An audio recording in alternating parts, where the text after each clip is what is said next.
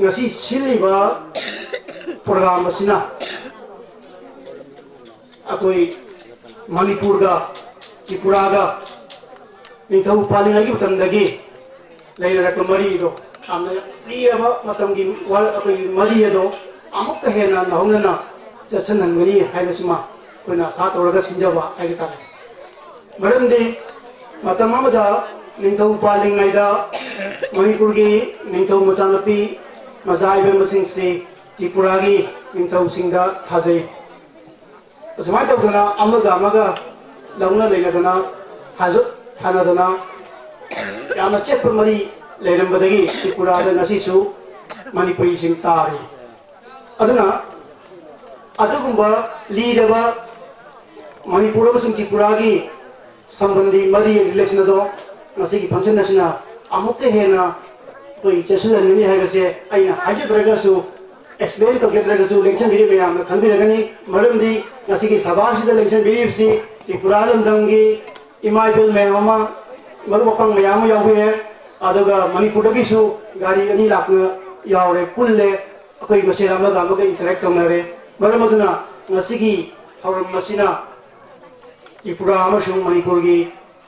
achouba mari ma sagatani haibase masi akoi sinda langge bisingi makai gi hazabani ani suba wafam amana asigumba hauram masina akoi masingi marata nusi chanaba unity ma purakani haibase sinda langge bisingi makai gi hazabani karamana no haigade matamamada 1891 da Anglo-Manipuri War da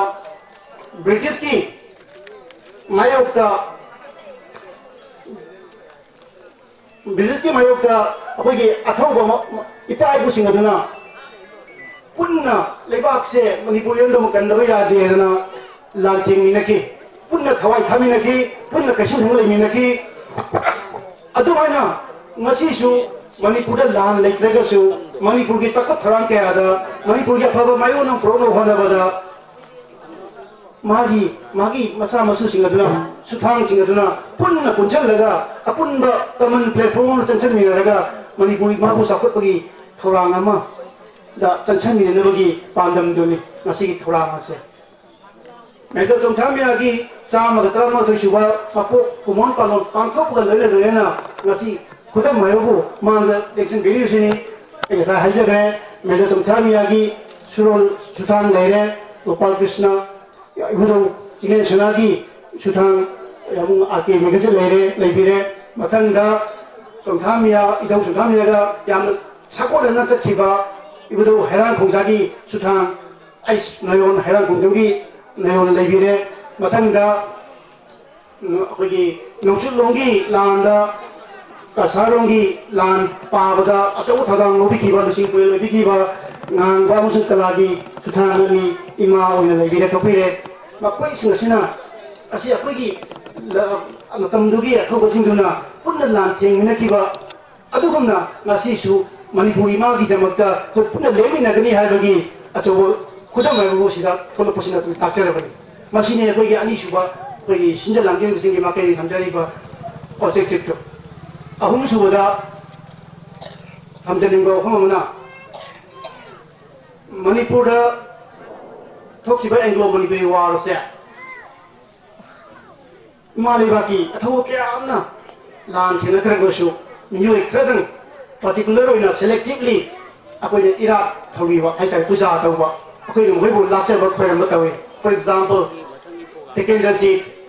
Pauna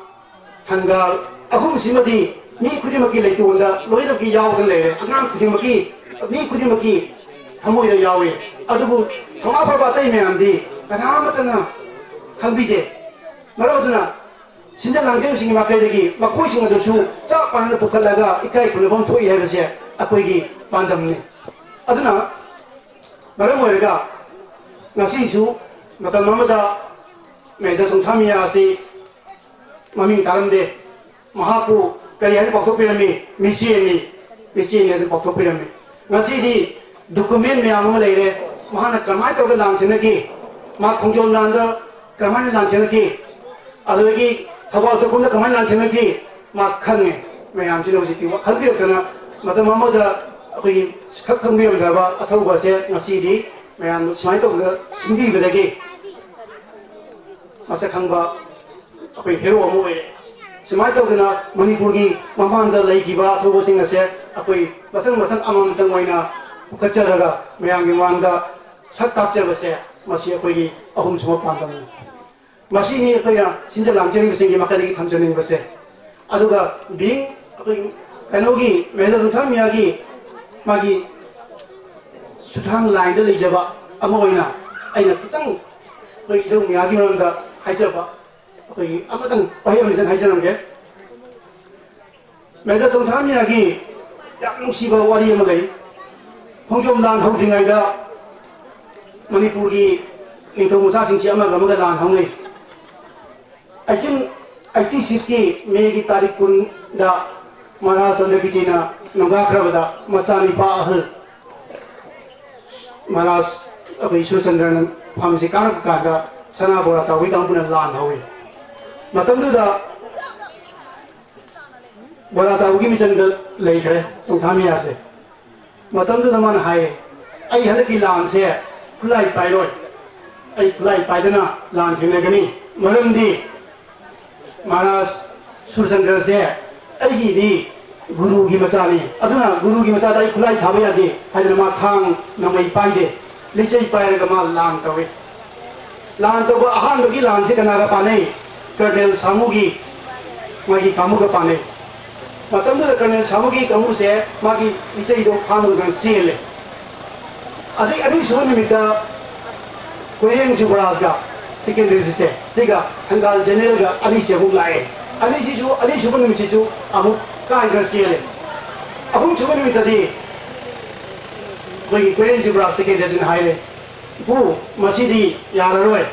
तो लोरो पुनुंगगी अन तो पुनुंगगी तो लोरो काप कांदा माजे सोगा फाये मतमदुदा सदा बोरा साबो सिदी का सारा सेंग्रे अदुगा थातरे निपान हम लेरगा सारे की लामी खोमगा लाए मतमदुदा अखोई इदौमिया सिदी कोनुंग लेरे अदा कोनुंग लेकांदा ममोदा अखोई वेरेंग जुबराज ना हाय पुरा नहांगना चटलगा कनोगी छनापोरा चावगी लामी से मसिंग क्याम लाकी येंबियो खुलाई कन कई प्रति येंबियो उसो है आई चचरोय है मन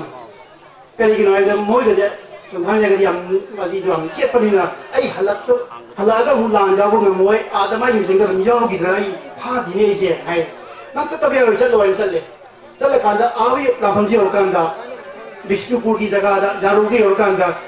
सनापुरा साबना चौथामी नंग लाबोरे लाओ लाओ आई जिन याव राव हन मा तोक्सले अदरगिदी मासे कौशलकांदा हाय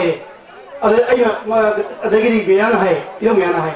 नाइको आई आदगी पाउ था लाकोनी पाउ लो लाकोनी आई पाउ पियो दे आदे आई पाउ पियो मग लाके हाय माजे लाके कोनंगा अदर गमाना तम्मे ओ समाय तौदना अखोगी लामीदो पुरे लाय पुरे है तम्मे अदर गमाना हाय केंद्र चिता अदु सना अईदी आदे जाओगे हायने नतुन गिदा मनतुन हाय वाई तुमन इदो मेना हाय वाई जे नतुन हाय लाइदे इगनी को डॉक्यूमेंट आइना हाजर मनते लाइदे इले मेते पुरी को लाइदे इग लेबनी नतुन गिदा यावरगे लान पांगरगे नोइगा आइगा आदा सोमा बदारे नोइ लाओ आई चले हन सकी मतंदु कोनुंदु दे लाई मान सकी कांदा कना तुमा बु थिंगु बिदे मतंदु ले मागी थौना दो अचुम बतो बतो मधु नेना पजने से मधु के अचुम थौना लेबा की दबदो मधु खोजोम नान सुम मधु की मम्मी ताई मरमदी ब्रिटिश ने मासे फाई कमाय फाई नो मासे नोई मरु अहुम पाल साइदा पानबा नोई सिदी तुंगा याम लाउना कोई हगोप्र मधु न मरम मरम मासे चप्पं ngandre सिले सिले चले अदुगा मा फाबला कमी से बर्मा मसानी बर्मा की कोई मजिस्ट्रेट ने मांगोंदा माना चिंगा सिचले चप्पं ngandresu अदुगा मासे फार कांदा चमचबदी लायदना माने कई हाइबेदा अईदी मणिपुर की बेटी लामी कमांडर नि लुसिंग पुरे ने है मन मधु हे हाइबेदा मासे फासी तौदुइनेबा अदुबु मांगोंदा नाचुंग लेतब कीलितब अदुइ मुरुत माना अईदी बेटी लामी की लुसिंग पुरे ने है खुम्मे मसिमाय तौदना थौना से अकोई अहलमन सिन लेरमे ꯑꯗꯨꯒꯨꯝꯕꯒꯤ ꯊꯧꯅꯥꯁꯤꯡ ꯑꯗꯣ ꯉꯁꯤ ꯑꯩꯈꯣꯏ ꯌꯦꯡꯁꯤꯟꯕꯤꯔꯤꯕ ꯃꯌꯥꯝ ꯄꯨꯝꯅꯃꯛꯁꯨ ꯆꯦꯟꯐꯝ ꯊꯣꯛꯇꯕ꯭ꯔꯥ ꯁꯤꯅꯤ ꯑꯩꯈꯣꯏ ꯃꯌꯥꯝ ꯄꯨꯝꯅꯃꯛ ꯑꯗꯨꯒꯨꯝꯕ ꯊꯧꯅꯥꯗꯨ ꯉꯁꯤ ꯆꯦꯜꯂꯦ ꯍꯥꯏꯔꯀꯥꯟꯗ ꯑꯩꯈꯣꯏ ꯏꯔꯝꯗꯝ ꯃꯅꯤꯄꯨꯔ ꯑꯃꯗꯤ ꯑꯩꯈꯣꯏ ꯃꯩꯇꯩ ꯖꯥꯇꯤꯁꯦ ꯃꯌꯥꯝꯒꯤ ꯃꯃꯥꯡꯗ ꯑꯩꯈꯣꯏ ꯅꯣꯛꯅ ꯅꯣꯛꯅ ꯂꯩꯕ ꯉꯝꯒꯅꯤ ꯍꯤꯡꯕ ꯉꯝꯒꯅꯦꯕ ꯆꯥꯎꯈꯠꯂꯛꯀꯅꯦꯕ ꯑꯩꯈꯣꯏ ꯊꯧꯅꯥ ꯌꯥꯎꯗꯕꯒꯤ ꯃꯇꯝ ꯑꯃ ꯂꯩꯈ꯭ꯔꯦ ꯃꯔꯝ ꯑꯗꯨꯅ ꯑꯩꯈꯣꯏꯒꯤ ꯊꯧꯅꯥꯁꯦ ꯑꯃꯨꯛ ꯍꯟꯅ ꯍꯤꯡꯒꯠꯂꯝꯁꯦ ꯍꯥꯏꯔꯒꯗꯤ ꯑꯩꯈꯣꯏꯒꯤ ꯑꯇꯧꯕꯁꯤꯡꯁꯦ ꯏꯄꯥ ꯏꯄꯨꯁꯤꯡꯁꯦ ꯑꯩꯈꯣꯏ ꯂꯥꯠꯃꯤꯟꯅꯁꯤ ꯃꯈꯣꯏꯕꯨ ꯄꯨꯖꯥ ꯇꯧꯃꯤꯟꯅꯁꯤ ꯄꯨꯟꯅ ꯄꯨꯟꯅ ꯈꯣꯏꯔꯝꯃꯤꯟꯅꯁꯤ ꯑꯁꯤ ꯍꯥꯏꯖꯔꯒ ꯃꯌꯥꯝꯗꯒꯤ ꯀꯥꯏꯅꯩꯕꯒꯤ ꯌꯥꯊꯪ ꯑꯁꯤ ꯅꯤꯖꯒꯦ ꯊꯦꯡꯛ ꯌꯨ